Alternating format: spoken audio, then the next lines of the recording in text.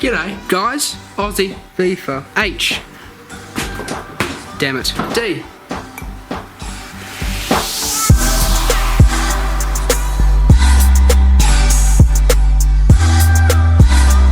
G'day guys, Aussie FIFA HD, and welcome back to episode 19 of FUT Champions to Glory on this channel. If you enjoy this video, be sure to hit that like button, and if you're new to the channel, be sure to hit that subscribe button to help it grow. Hope you enjoy this video, and yeah, let's get into episode FUT Champions to Glory number 19. Just a quick mention before we go into the episode: if you are struggling to qualify for FUT Champions, then I am your best friend. At the moment on this channel, I am doing a series where all of you can have a chance to qualify for FUT Champions. Basically, every week I do a draw to those who comment in the video down below saying that they are struggling to qualify for FUT Champions.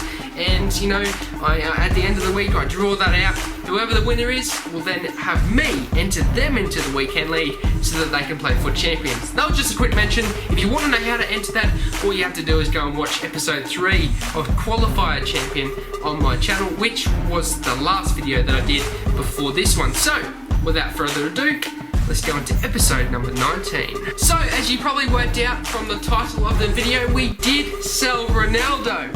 Unfortunately, the big boy himself, you know, he was 1.9 million at the point that I sold him, and the reason why I sold him, and this is a good reason, is because I bought him for 1.55 million, right? You know, 1,550,000. I'm sure you guys aren't dumb, I'm sure you can work that out. And then I sold him on for about 1.8 something, so I thought to myself, you know, he's about 1.9 at the moment, is he worth selling? And I thought, you know what, he probably is. You know, I've made 300,000 coins profit on him.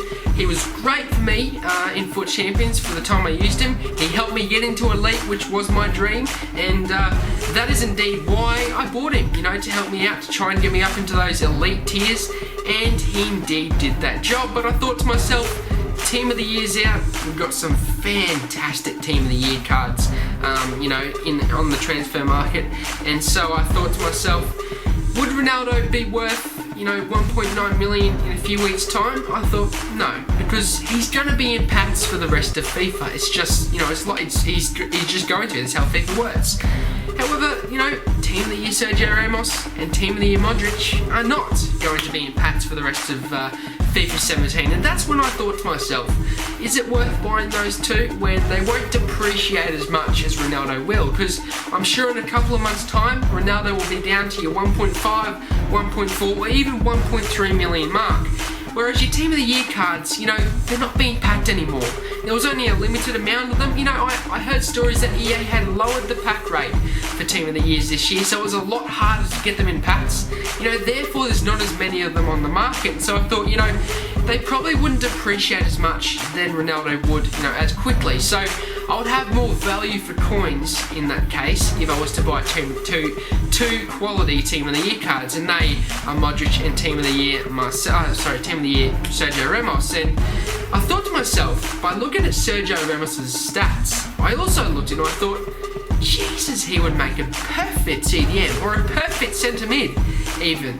And if you look at his stats, he's got 77 shooting, 87 dribbling, 86 passing, 85 pace, he's got 96 defending and 97 physical.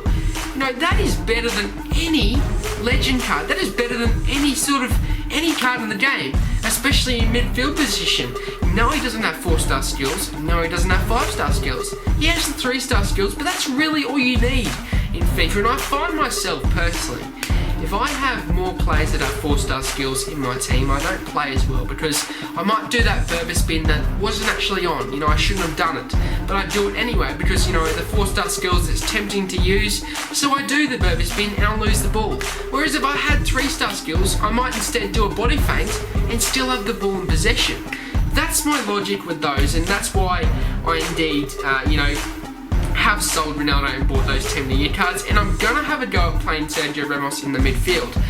I'll start him in centre back, and then I'll sub on, you know, David Luiz for someone that's bad in the midfield. Say if I subbed David Luiz on for Pereira, put David Luiz in the centre back position and put Sergio Ramos in the midfield. But as you also would have seen by the title, we packed an orange card. In our first 100k pack though, we ended up getting Matic, who did sell for around 10,000 coins, which is helpful to go towards the coin amount, which I am saving towards, more Team of the Year cards. As you see, I also got a few 83 rated players as well, which will come in handy for future squad builder challenges.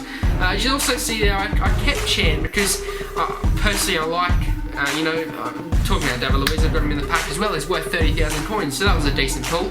But speaking about Chan, David Luiz, he was in that pack, so I was very delighted to get that because I already had him in my club. It was a fresh card, and personally, actually that's what I was saying before too, personally, I like first owner cards. That's why I kept Chan, because he was a first owner. I thought, I can get a few games out of him. But as you see there, we ended up quit selling the rest of those cards, and there was no point keeping them at all. But as you see, in our second 100k pack, lads, we see the big orange flare come out, and we got ourselves the Cam from the Ligue 1. What's his name? He got Serviette. So at the time, he's going for around 50 to 60,000 coins, and I thought, I've got to sell him. Got to sell him quick. He's just come out. He's just come out in packs. As you see there, I'm going through, and a lot of them are, around the 60,000 coins mark. And I thought, I've got to list him for around 55,000. Got to get rid of him quick, because if I don't, he's going to obviously lose value very quickly. And lo and behold, the next day he was worth only 10,000 coins. So, it was really, the correct decision for myself. As you see, he sold for around 50,000 coins. But before this video ends, I do have a couple of questions from the previous videos. Remember, if you want me to answer your questions, all you have to do is chuck a comment down below in the comment section about, anything to do with FUT Champions, anything to do with FUT drafts, anything to do with FIFA 17 in general, and I will be sure to answer your questions in the following videos. But as you see in the clips, as I'm trying to look for these comments, we also got a few decent players. I had a few on my transfer list, but some of those players were worth a bit of value, and I was keeping them because you never know what's going to be in future squad builder challenges. But as you see here, I'm going through some of these questions, and we had a question from, what was his name again? Well, what was his name? If you want to spend money in the game. Okay, so AM7, who was the previous winner of the the Qualify Champions series, which is the one where I qualify FUT Champions for you. He says, firstly, do you spend any money on the game? And secondly, he says, I believe that EA actually wouldn't be making as much money since FUT Champions came out. Also, I'm still wondering, why have your team set out like that? Especially since you made 3 subs at the start of the game, which eliminates the chance of you winning on extra time, and obviously we've seen how good you are at pens. Haha, I know I'm not that good at pens, if you guys do not know that. So how do you see it be beneficial? Well, first of all, actually, I had a similar question that I answered in the last couple of videos, but the answer to that simply is, in FIFA, I like to find the OP players. The reason why is because I believe OP players are better and they work better in the game than your higher rated players, such as Neymar, Bale, Suarez, although Bale's very good this year. Messi, Ronaldo. Ronaldo's good as well. But I like finding those OP players, if you know what I mean. So, the reason why I do that is because I have Ramsey, Pereira and Jorginho, which are my three favourite midfielders this year, and they are so low rated, but they seem to just work for my playing style.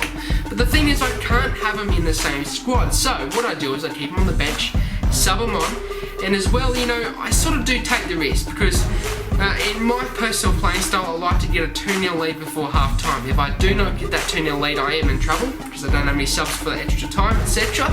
So that is why I sort of sub them on, because I want to take the risk, I want to go for it, and it could cost me, but that is the reason why, because I like OP players this year, and you just cannot have all of the OP players that you like in the same squad. But that'll be it for me, guys. I hope you enjoyed this video. Can we hit 10 likes on this video? That'd be absolutely amazing. Subscribe if you're new to the channel, and I hope you enjoyed this video. I'm out. Have a good day, and peace.